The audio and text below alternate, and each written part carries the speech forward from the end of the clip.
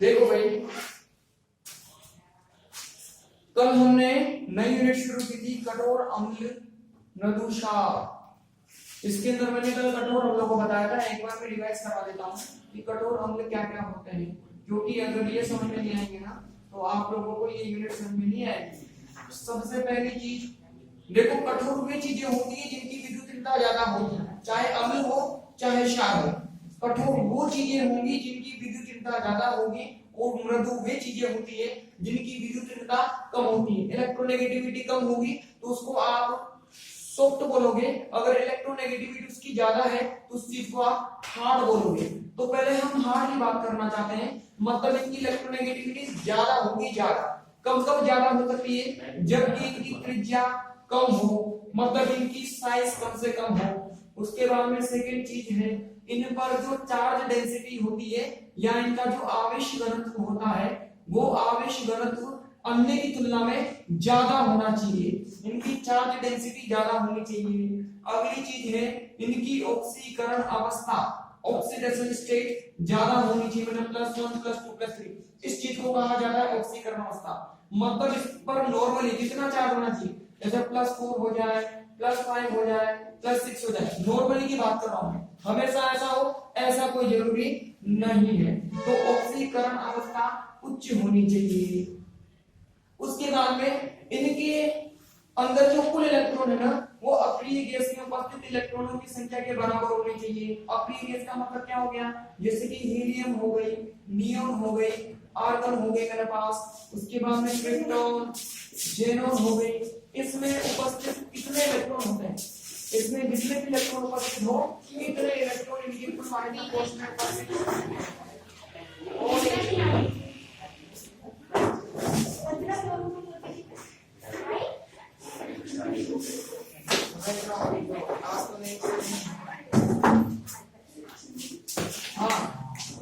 क्या बता रहा था मैं बोल रहा था इनके बाह्यतम कोश में जो कुल इलेक्ट्रॉन है ना, वो इन अप्रिय गैसों में उपस्थित इलेक्ट्रॉनों की संख्या के बराबर होने चाहिए। उसके बाद में अगला पॉइंट था, इनकी जो ध्रुवण शक्ति, आप लोगों ने फर्स्ट ईयर में ध्रुवण शक्ति, polarisation nature and polarisability topic पढ़ा होगा। जो छोटे साइज के होते हैं उनकी पोलराइजेबिलिटी या उनकी ध्रुवण शक्ति ज्यादा होती है, जो बड़ी साइज के होते हैं उनकी ध्रुवण शक्ति या उनकी पोलराइजेशन नेचर कम होती है। आई बात समझ में? तो इनका आकार कम होने से इनकी जो ध्रुवण शक्ति होती है, इनकी जो पोलराइजेशन नेचर होती है, वो बहुत ज्यादा होती है। मतलब इनकी पोलराइजेशन नेचर ज्यादा होगी, ध्रुवण शक्ति ज्यादा होगी। अगली चीज, इनके डी कक्षक में जो इलेक्ट्रॉन होते हैं ना, वो कम से कम इलेक्ट्रॉन उपस्थित होते हैं। या तो इनके जो डी ऑर्बिटल होते हैं वो वैकेंट होते हैं, या फिर उनमें जो इलेक्ट्रॉन होंगे वो कम से कम होंगे, जैसे कि D1 हो गया, D2 हो गया, D3 हो गया, D4 ऐसे कुछ होंगे। तो कम इलेक्ट्रॉन या इनकी डी ऑर्बिटल में, या इनके डी ऑर्बिटल क्या होनी चाहिए, वैकेंट होने चाहिए। ऐसी कहानी होती है इसकी कठोर अम्लों की।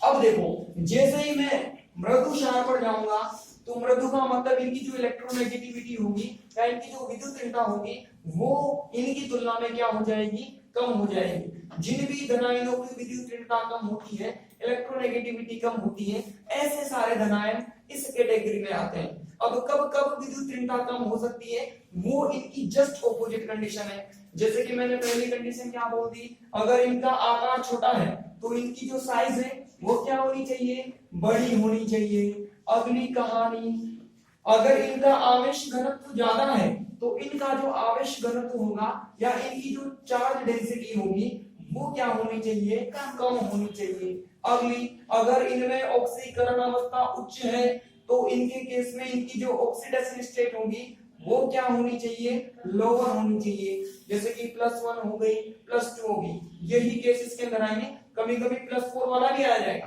कंडीशन होगी उसका जो आकार है वो बहुत ज्यादा हो जाएगा, इस वजह से उस पर जो ओवरऑल चार्ज डेंसिटी है वो घट जाएगी। ओवरऑल चार्ज घट जाएगा तो ऑटोमेटिक इसकी कैटेगरी में आ जाएगा। अगर 4 की बात करूं, अगर इनमें विन्यास अक्रिय गैस के विन्यास के बराबर होना चाहिए तो इनमें इनका जो विन्यास है वो छद्म अक्रिय गैस विन्यास होना चाहिए। अब इसका मीनिंग क्या है, यहाँ पर तो विन्यास में कुल इलेक्ट्रॉनों को देखा जाता है कि किसी भी परमाणु में कुल इलेक्ट्रॉन कितने हैं। जैसे कि मैंने एग्जांपल में क्या बोल दिया, सोडियम, मोनो सोडियम में भी कितने इलेक्ट्रॉन हैं, नंबर ऑफ इलेक्ट्रॉन कितने हैं सोडियम के अंदर, 11 नंबर पर आता है, एटॉमिक नंबर 11 होता है इसका, मतलब इसके अंदर टोटल इलेक्ट्रॉन कितने हैं, 11 है। अब मुझे इसमें कन्वर्ट करना है, इसकी जो नॉर्मल ऑक्सीकरण अवस्था होती है वो कितनी होती है, प्लस होती है। एक इलेक्ट्रॉन बाहर फेंक दो निकाल के, तो इसमें जो टोटल इलेक्ट्रॉन है वो 10 है। मैंने टोटल इलेक्ट्रॉन देखे, टोटल इलेक्ट्रॉन इनमें से किसी एक मतलब किसके बराबर होंगे, नियॉन के बराबर होंगे।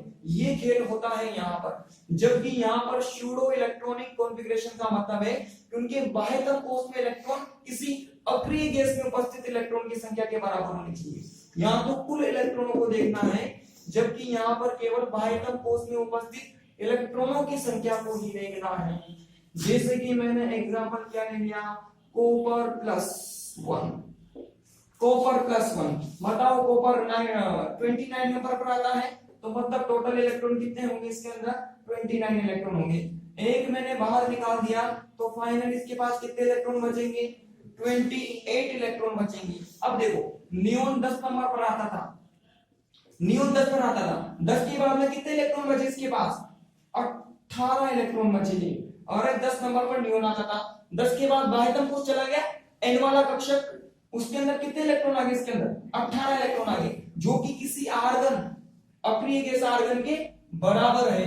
तो यहाँ पर केवल बाह्यतम कोश में उपस्थित इलेक्ट्रॉनों की संख्या को ही देखना है, और यहाँ पर कुल इलेक्ट्रॉनों की संख्या को देखना है। अगर कुल इलेक्ट्रॉनों की संख्या इनके बराबर हो जाए तो वह कठोर की प्रकृति में आ जाएगा, और बाह्यतम कोश में उपस्थित इलेक्ट्रॉन आउटर मोस्ट ऑर्बिट में प्रेजेंट इलेक्ट्रॉन अगर किसी इनर्ट गैस में प्रेजेंट इलेक्ट्रॉन की संख्या के बराबर आ जाए तो फिर वो इस कैटेगरी में चला जाएगा। ये यहाँ पर आप लोगों को समझ में आ गया होगा। उसके बाद में ध्रुवण शक्ति, अगर इनकी ध्रुवण शक्ति ज्यादा है, इनका आकार कम था तो ध्रुवण शक्ति ज्यादा थी, पोलराइजेशन नेचर ज्यादा थी।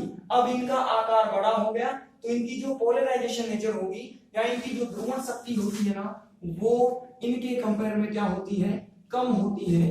अब ध्रुवण शक्ति का मतलब मैंने समझाया था कि ध्रुवण शक्ति ज्यादा होने से मतलब है कि वो ऋणायन के आकार में ज्यादा से ज्यादा परिवर्तन कर देता है। अगर ध्रुवण शक्ति कम है, पोलराइजेशन नेचर कम है, तो ऋणायन के आकार में जो परिवर्तन होगा वो कम से कम परिवर्तन करेगा, मतलब ऋणायन की साइज को कम डिस्टोर्ट करेगा। ये किसी भी ऋणायन की साइज को ज्यादा डिस्टोर्ट कर देते हैं, ज्यादा डिस्टोर्ट कर देंगे, ज्यादा विकृत कर देंगे तो इनकी ध्रुवण शक्ति ज्यादा होगी, कम विकृत करेंगे तो इनकी ध्रुवण शक्ति कम हो जाएगी। अगली कहानी, डी इलेक्ट्रॉन, अगर इनमें कम डी इलेक्ट्रॉन है तो इनमें डी इलेक्ट्रॉन क्या होंगे, ज्यादा होंगे। या तो इनके डी कक्षक पूर्ण पूरित होते हैं या इनके डी कक्षक में अधिक इलेक्ट्रॉन होते हैं, जैसे D9 हो गए, D10 हो गए। इसी को देख लो Cm+1 को, कितने इलेक्ट्रॉन है इसके अंदर, D9 इलेक्ट्रॉन है, 9 ही होता है। टोटल कितने इलेक्ट्रॉन है, D9, या तो ज्यादा होते हैं या फिर इनके जो डी कक्षक है वो पूर्ण पूरित होते हैं, फुल फिल्ड डी ऑर्बिटल होते हैं। ये सब कैटेगरी इन्हीं के अंदर है। अब जिसके अंदर भी एक भी पॉइंट मिल गया ना, वो सब इसकी कैटेगरी में चला जाएगा। जिसके अंदर ये एक भी पॉइंट मिल गया वो इसकी कैटेगरी में जाएगा। मतलब आप अलग अलग तरीकों से पहचान सकते हो कि कौन से धन आयन कठोर है, हार्ड है, और कौन से जो पॉजिटिव आयन है वो सॉफ्ट है या मृदु है। तो मैंने कल इसको पढ़ा दिया था, आज अगला लिखो, एग्जाम्पल करा दिए थे मैंने। अब लिखो मृदु अम्ल, टॉपिक डालो मृदु अम्ल, सॉफ्ट बेस। छद्म डिप्रेस्ड गैस विन्यास का मतलब ही 18 इलेक्ट्रॉन होते हैं। हाँ, तो सब में 18 ही होंगे, सब में 18 होंगे, मतलब किसके बराबर होंगे, अगर ये बराबर होंगे हमेशा। कुछ ऐसे भी होते हैं 5d ऑर्बिटल वाले जिनमें जीनोन के बराबर होते हैं, वो बताएंगे सब कुछ आपको। जैसे कि प्लेटिनम +2 हो गया, उसके बाद मरकरी +2 हो गया, वो सब उनके आगे के केस है। लिखो वेदनायन, वेदनायन, वेदनायन मृदु अम्ल की भांति व्यवहार करते हैं, वेदनायन मृदु अम्ल की भांति व्यवहार करते हैं, जिनमें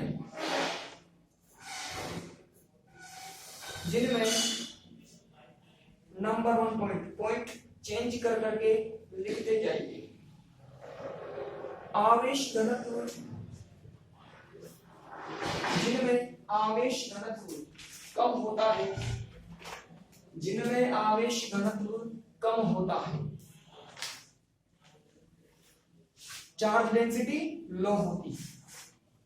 अगला लिखो, जिनका आकार बड़ा होता है,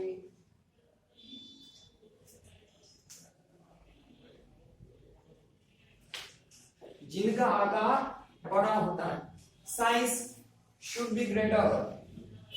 अगला, ऑक्सीकरण अवस्था कम होती है, ऑक्सीकरण अवस्था कम होती है, oxidation state should be low,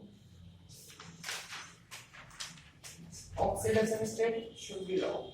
Next, इनका विन्यास छदम अक्रिय गैस विन्यास होता है, इनका विन्यास छदम अक्रिय गैस विन्यास होता है। Their configuration is pseudo inert gas configuration, pseudo inert gas configuration. Next, इनकी ध्रुवण शक्ति, इनकी ध्रुवण शक्ति कम होती है, इनकी ध्रुवण शक्ति कम होती है।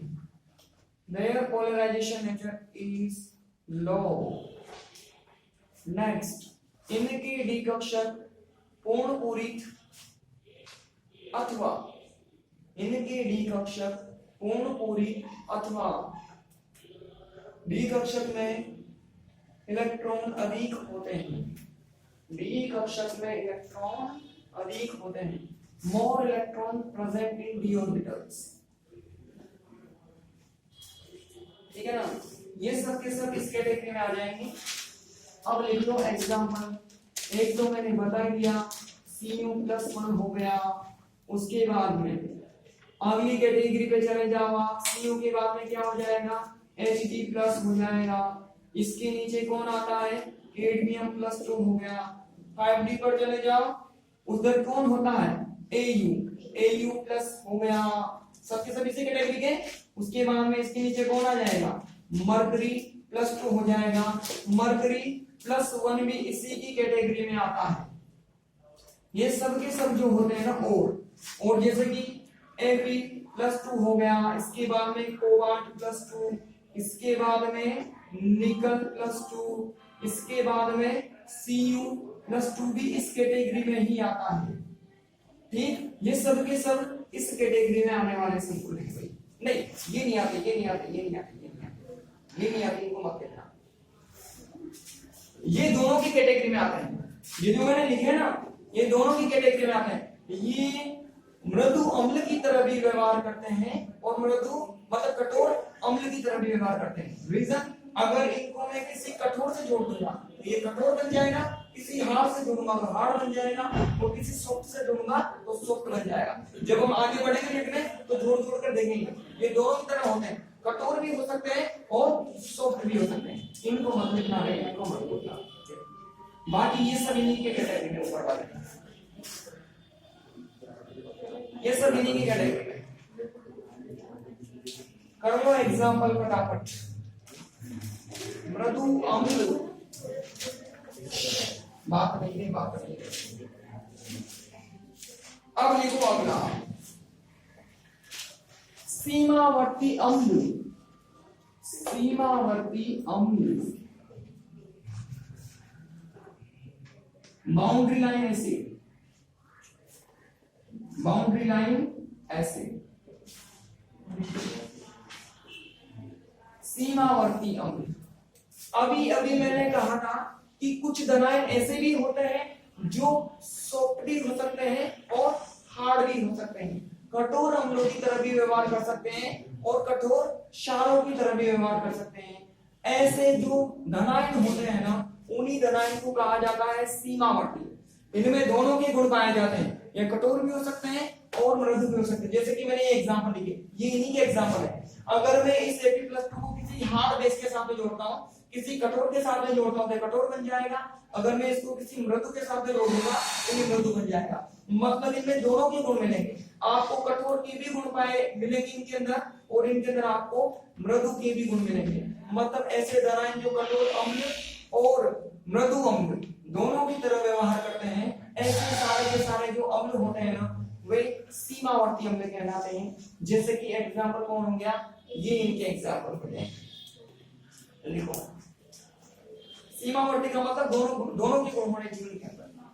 लिखो वे अम्ल जिनमें कठोर अम्ल, वे अम्ल जिनमें कठोर अम्ल तथा मृदु अम्ल दोनों के गुण पाए जाते हैं, दोनों के गुण पाए जाते हैं।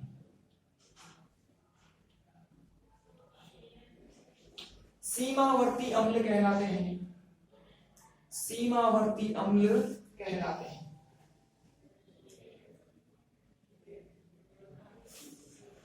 जब इन्हें कंटिन्यू करो इसके अंदर, जब इन्हें कठोर क्षार के साथ जोड़ा जाता है, जब इन्हें कठोर क्षार के साथ जोड़ा जाता है तो ये कठोर क्षार का मतलब हार्ड बेस, कठोर क्षार के साथ जोड़ा जाता है तो ये कठोर की भांति,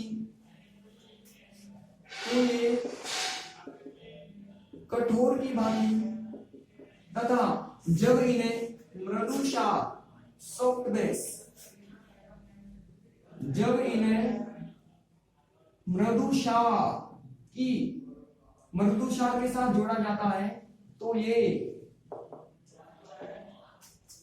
मृदु की भांति व्यवहार करने लगते हैं,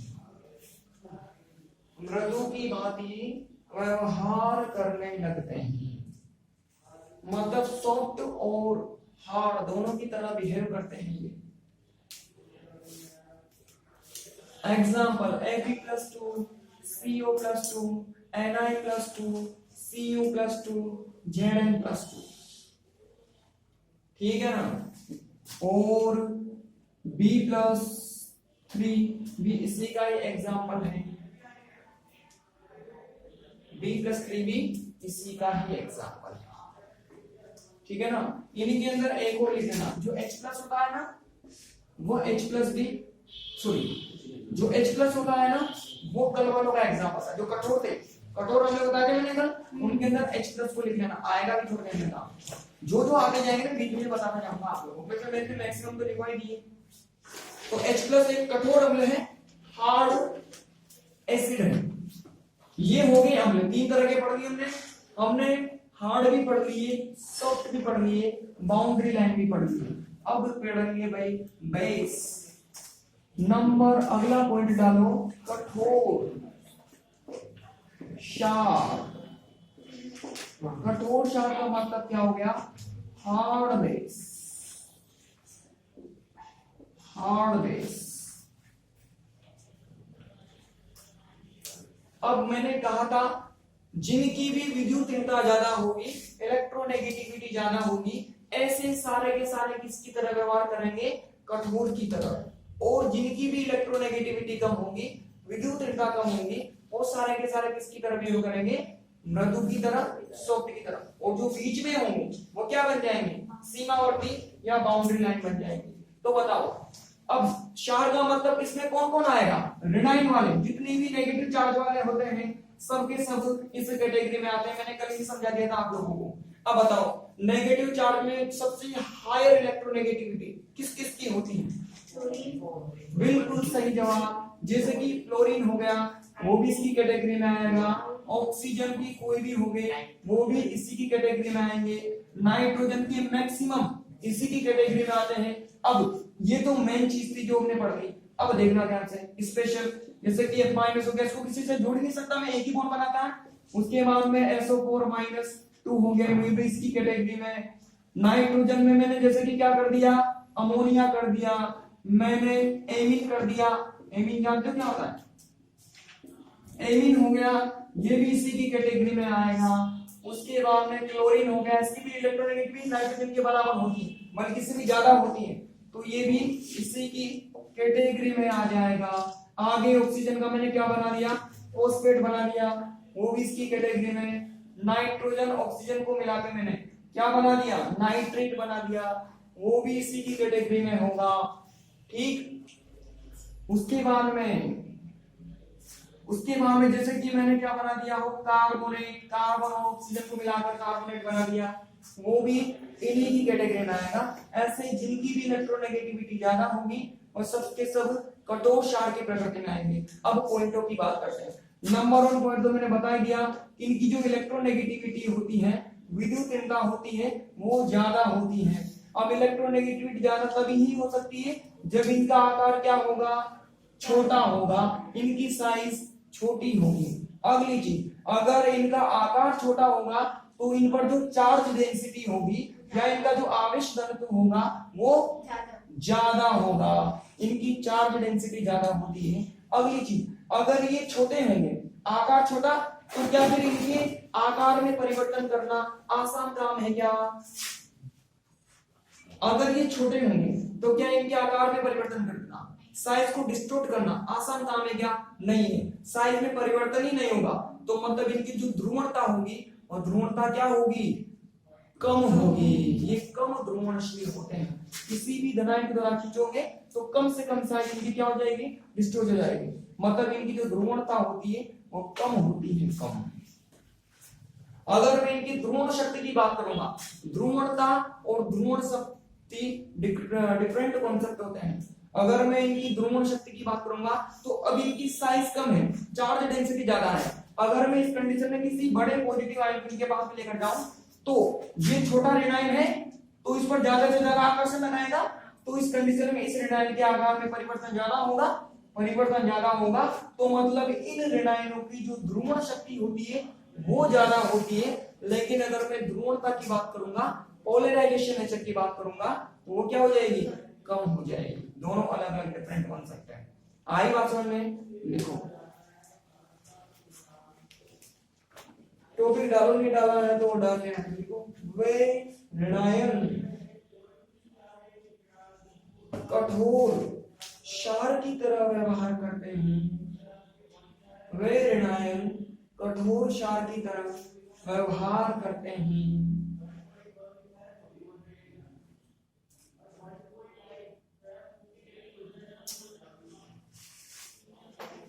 जिनमें नंबर 1 पॉइंट, आवेश घनत्व उच्च होता है, आवेश घनत्व उच्च होता है, चार्ज डेंसिटी इज हाई। अगला, जिनका आकार छोटा होता है, जिनका आकार छोटा होता है।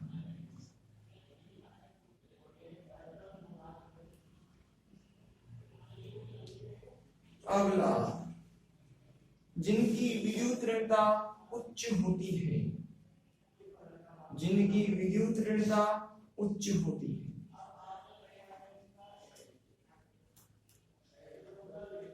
अगली चीज, जिनकी ध्रुवण शक्ति, पोलराइजेशन नेचर, जिनकी ध्रुवण शक्ति अधिक होती है और ध्रुवणता कम होती है, पोलराइजेबिलिटी।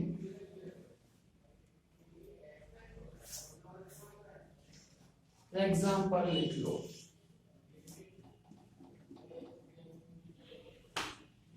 एग्जाम्पल लिख लो, आप लोगों के सामने लिखे हुए हैं। ठीक,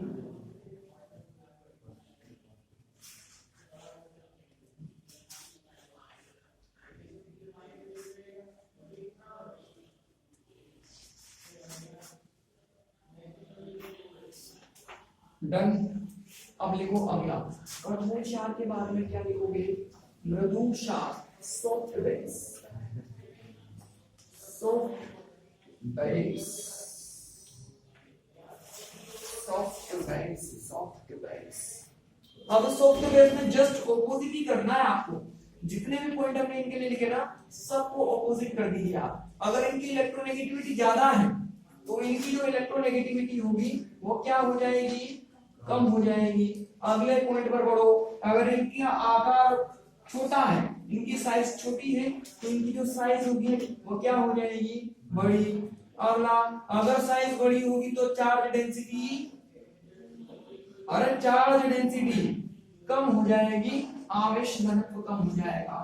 अगली कहानी, इनकी जो पोलराइजेशन नेचर होती है, इनकी जो ध्रुवण शक्ति होती है, और ध्रुवण शक्ति क्या होती है, कम होती है, क्षमता ज्यादा। आई बात समझ में। अब जितने भी लो इलेक्ट्रोनेगेटिव वाले, जितने भी लो इलेक्ट्रोनेगेटिविटी वाले हैं वो सब के सब इनके एग्जाम्पल हो जाएंगे। लिखो पहले पॉइंट, वे ऋणायन मृदु क्षार की भांति व्यवहार करते हैं। वे ऋणायन मृदु क्षार की तरह व्यवहार करते हैं, जिनका आवेश घनत्व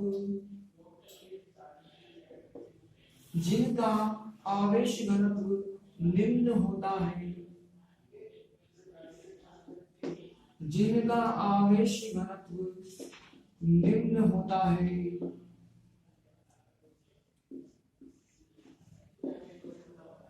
अगला, जिनका आकार छोटा होता है, बड़ा, जिनका आकार बड़ा होता है, जिनका आकार बड़ा होता है।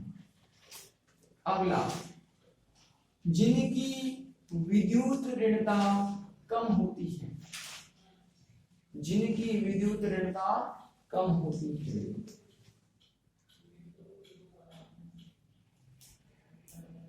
जिनकी विद्युत ऋणता कम होती है। अगला,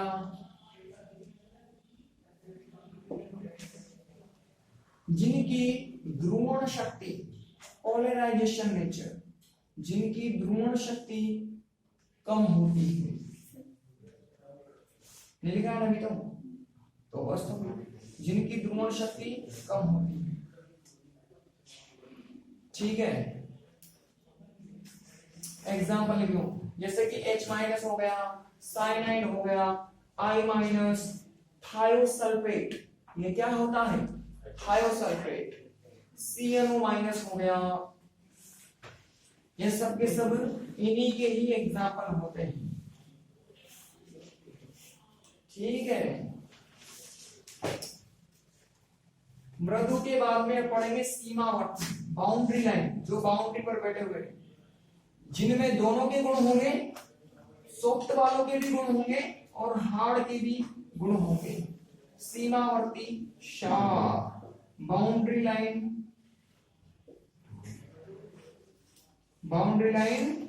बेस। अब इनमें दोनों के होंगे, ये हार्ड बेस की तरह भी बिहेव कर सकते हैं और ये सॉफ्ट बेस की तरह भी बिहेव कर सकते हैं। मतलब ये कठोर क्षार की तरह भी व्यवहार करेंगे और एक मृदु क्षार की तरह व्यवहार करेंगे। अब डिपेंड करेगा, अगर आप इनको कठोर से जोड़ोगे तो कठोर बन जाएंगे, मृदु से जोड़ोगे तो मृदु बन जाएंगे। लिखो, वे क्षार जिनमें कठोर तथा मृदु, वे क्षार जिनमें कठोर तथा मृदु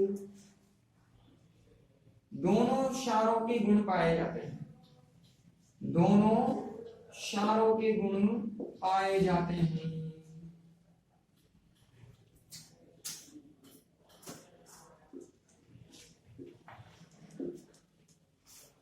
सीमावर्ती क्षार कहलाते हैं, सीमावर्ती क्षार कहलाते हैं।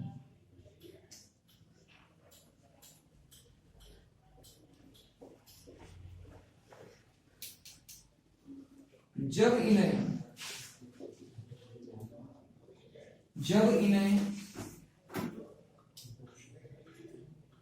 कठोर अम्ल के साथ जोड़ा जाता है, जब इन्हें कठोर अम्ल मतलब हार्ड एसिड कठोर अम्ल के साथ जोड़ा जाता है, तो ये कठोर की भांति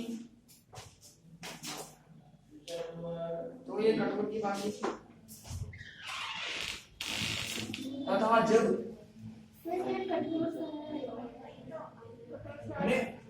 मैंने बोला है जब इन्हें कठोर अम्ल के साथ जोड़ा जाता है, तो ये कठोर की भांति, यही तो बोला है मैंने। अरे बेस है तो किसके साथ जोड़ोगे? अम्ल के साथ ही तो जोड़ोगे ना। क्या करते हो आप लोग? अरे प्लस तो माइनस के साथ ही तो जोड़ोगे। इन पर माइनस है तो प्लस किस पर होता है? अम्ल। सही लिखा है मैंने। लिखो, जब इन्हें कठोर अम्ल के साथ जोड़ा जाता है, तो ये कठोर की भांति, इन टर्मों से कंफ्यूज नहीं होना है, ठीक है ना? थोड़ी सी हार्ड टर्म है, बाकी है तो नहीं। कठोर के साथ बोलना है। हाँ, ये तो बोल रहा हूँ। तथा जब इन्हें मृदु अम्ल के साथ जोड़ा जाता है, जब इन्हें मृदु अम्ल के साथ जोड़ा जाता है, सॉफ्ट एसिड के साथ जोड़ोगे तो ये मृदु की भांति व्यवहार करते हैं। अभी तो आगे ना दुर्बल प्रबल भी आएगा, फिर देखना कितनी मुश्किल टर्म हो जाएगी। अभी तुमको इंट्रोड्यूस नहीं किया हमने, अभी भी इन्हीं की डेफिनेशंस पढ़ रहे हैं। अब ये हमें ना इनको जोड़ जोड़ कर देखेंगे, कौन सा मृदु कठोर होगा, कौन सा मृदु प्रबल होगा और कौन सा मृदु दुर्बल होगा। अभी तो और भी कठिन हो जाएगा देखना। एग्जाम्पल करो। सॉफ्ट, जैसे हार्ड वाटर और सॉफ्ट वाटर होता है। कठोर जल को पी नहीं सकते और सॉफ्ट जल को पी सकते।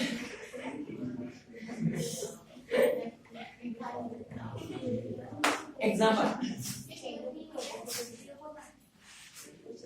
उसमें PO4 माइनस था, इसमें PO3 माइनस। एक ऑक्सीजन कम कर रहा है, देखो मैंने नाइट्रेट में से इसको फॉस्फाइट, वो फॉस्फेट होता है, ये फॉस्फाइट। नाइट्रेट में से एक हटा दिया, नाइट्राइट बना दिया। SO4 में से एक हटा दिया, सल्फाइट बना दिया। ये क्या है? पिरिडिन, ठीक है। अब देखो, अब क्वेश्चन आता है, सुन लो काम की बात सुनो। क्वेश्चन आता है कि इस पिरिडिन में और इस एनिलीन में, दोनों में नाइट्रोजन समूह है, और यहां पर अभी थोड़ी देर पहले मैंने कठोर लिखा था, कठोर क्षार लिखा था मैंने, कठोर क्षार में मैंने अमोनिया को लिखा था, ठीक है ना। मतलब जब अमोनिया होता है तो मैंने इसको हार्ड की कैटेगरी में रखा, लेकिन जब मैंने पिरिडिन में और इस एनिलीन में इस नाइट्रोजन को लगाया तो मैंने किसकी कैटेगरी में रख दिया? सीमावर्ती की कैटेगरी में रखा। ऐसा क्यों? ऐसा इसलिए होता है, देखो भाई, यहाँ पर जो सारा का सारा जो खेल है ना, वो चार्ज डेंसिटी का खेल है। अगर किसी भी आयन पर आवेश घनत्व ज्यादा होगा, जैसे ऋणायन की बात करूं मैं, किसी भी ऋणायन पर आवेश घनत्व ज्यादा होगा, चार्ज डेंसिटी ज्यादा होगी, तो वो किसकी तरफ बिहेव करेगा? कठोर की तरफ बिहेव करेगा। लेकिन अगर चार्ज डेंसिटी थोड़ी भी कम हो जाए, आवेश घनत्व थोड़ा भी कम हो जाए, तो फिर वो किसकी कैटेगरी में आ जाएगा? सीमावर्ती की कैटेगरी में। ज्यादा ही कम हो जाएगा तो किसकी कैटेगरी में चला जाएगा? मृदु क्षार की कैटेगरी में चला जाएगा। अब यहाँ पर होता है क्या है, इसके अंदर भी अनुनाद चलता है, पता है ना, इसके अंदर भी रेजोनेंस चलता है और इसके अंदर भी क्या चलता है? रेजोनेंस चलता है, अनुनाद चलता है। अनुनाद चलने के कारण इन नाइट्रोजन पर और इस नाइट्रोजन पर जो आवेश घनत्व होता है ना परिणामी, वो कम हो जाता है। रेजोनेंस के कारण इस नाइट्रोजन पर और इस नाइट्रोजन पर चार्ज डेंसिटी कम हो जाती है, आवेश घनत्व कम हो जाता है। आवेश घनत्व कम हो गया तो कठोर तो नहीं रहा हो, लेकिन इतना भी कम नहीं हुआ कि वो मृदु ही बन जाए। इस वजह से किसकी कैटेगरी में आ गया? सीमावर्ती की कैटेगरी में आ जाता है वो। आई बात समझ में?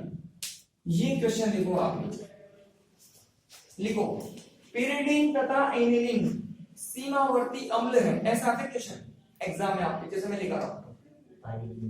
pyridine तथा aniline, क्वेश्चन देखो क्वेश्चन, pyridine तथा aniline सीमावर्ती क्षार हैं, सीमावर्ती क्षार हैं, जबकि अमोनिया कठोर क्षार है, जबकि अमोनिया कठोर क्षार है। क्यों? क्यों? और मास्क लगाया करो रे सब, इसने मास्क नहीं लगा रखा, मास्क कहाँ है तेरा? मैं तो पढ़ा रहा हूँ, लगा लो क्या? लगा लो क्या मास्क? मेरी आवाज नहीं है कि आप लोगों को?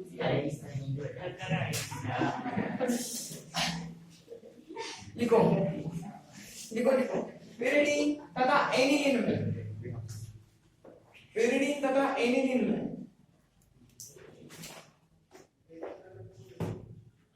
अनुनाद होने के कारण, pyridine तथा aniline में अनुनाद होने के कारण नाइट्रोजन पर,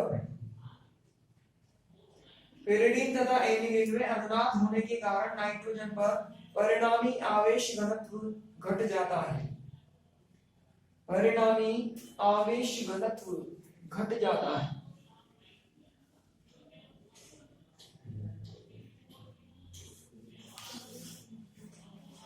जिससे ये सीमावर्ती क्षार की तरह व्यवहार करते हैं, जिससे ये सीमावर्ती क्षार की तरह व्यवहार करते हैं, सीमावर्ती क्षार की तरह व्यवहार करते हैं। अमोनिया पर, अमोनिया में नाइट्रोजन पर, अमोनिया में नाइट्रोजन पर आवेश घनत्व उच्च होता है,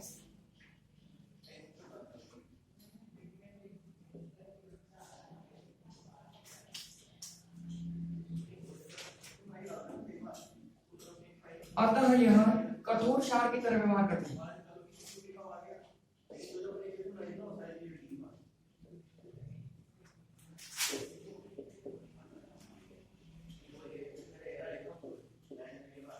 अतः यह कठोर क्षार की तरह व्यवहार करता है, मतलब ये किसकी तरह व्यवहार करता है? हार्ड बेस की तरह। एक और लिखो, नहीं लिखना है, एक और क्वेश्चन लिखो, BH3, BH3 मृदु, BH3 मृदु, जबकि BH3 कठोर है। क्यों?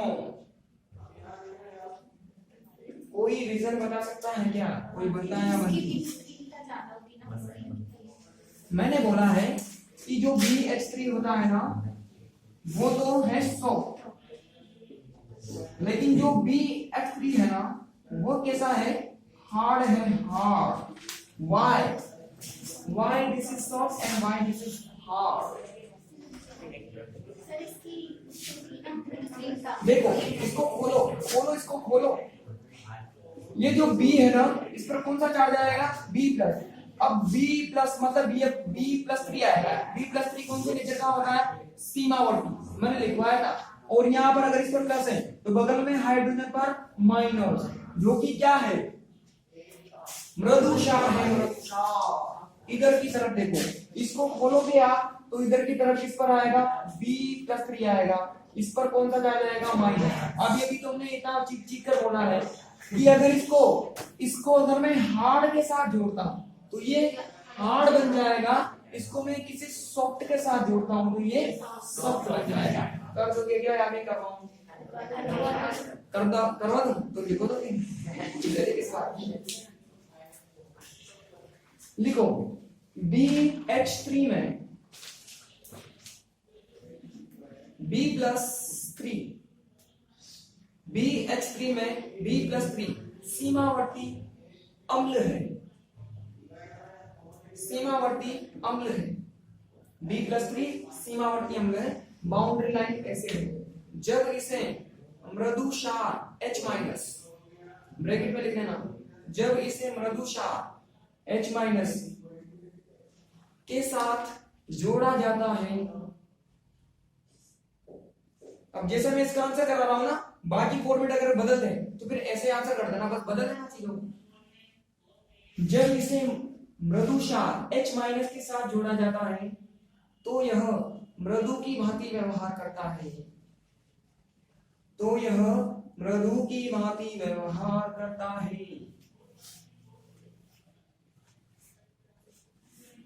तथा जब इसे कठोर क्षार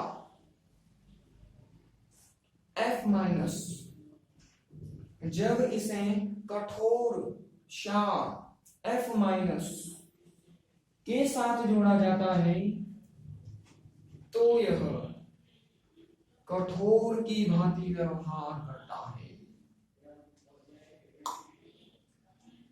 तो यह कठोर की भांति व्यवहार करता है।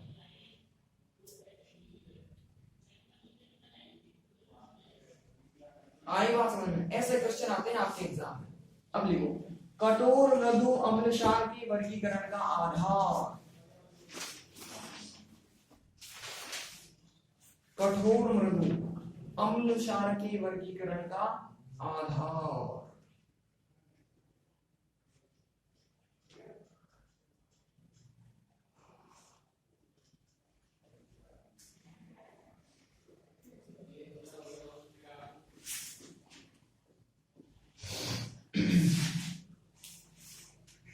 इसके वर्गीकरण का आधार का क्या मतलब है भाई, कि हमने कैसे बोला कि जैसे कि मैंने कोई भी माना कि R स्पीसी ले ली, R मैंने आयन लिया या मैंने R कैटायन लिया, मैं कैसे कह सकता हूं कि ये कठोर होगा या मैंने क्यों कहा कि ये मृदु होगा? इसका वर्गीकरण हमने किस आधार पर किया, इसे हमें अब समझना है।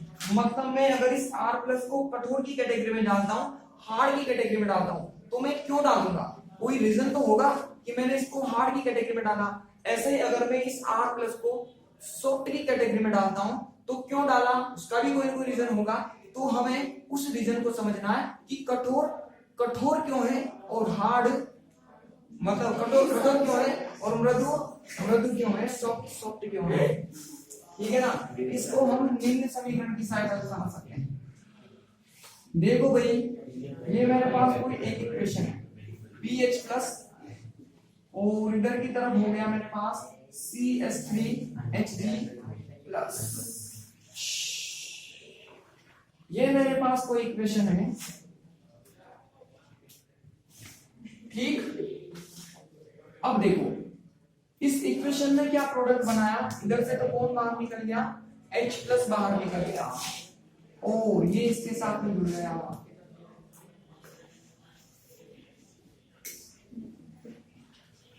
और ये भी मैंने इसके साथ में जोड़ दिया। अब देखो ये जो Hg की नेचर होती है ना, इस Hg की नेचर सॉफ्ट होती है और जो H प्लस बाहर निकला उसकी नेचर कैसी होती है, हार्ड नेचर होता है। जहां मैं H लिखूंगा वहां पर आप लोगों को समझ जाना है कि वो क्या है, हार्ड है, और जहां पर मैं S लिखूंगा वहां पर आपको समझ जाना है कि वो क्या है, सॉफ्ट है, सॉफ्ट। ठीक है भाई। तो देखो माना कि हम किसी R स्पीसी पर विचार करते हैं, पर विचार करते हैं और इस R को मैंने क्या मान लिया, माइनस मान लिया। माइनस का मतलब है मैं इसका कठोर क्षार में या मैं इसका सॉफ्ट क्षार में वर्गीकरण करना चाहता हूं। ठीक है ना? तो मैं इस R माइनस को इस अभिक्रिया में जोड़ कर देखूंगा। ठीक, अब देखना ध्यान से, एक तरफ मेरे पास सॉफ्ट है, एक तरफ मेरे पास हार्ड है। अगर ये R माइनस, अब R माइनस नॉर्मली किसके साथ जुड़ेगा, या तो सॉफ्ट के साथ या मतलब कैटायन के साथ भी जुड़ेगा। अब वो हार्ड भी हो सकता है और सॉफ्ट भी हो सकता है।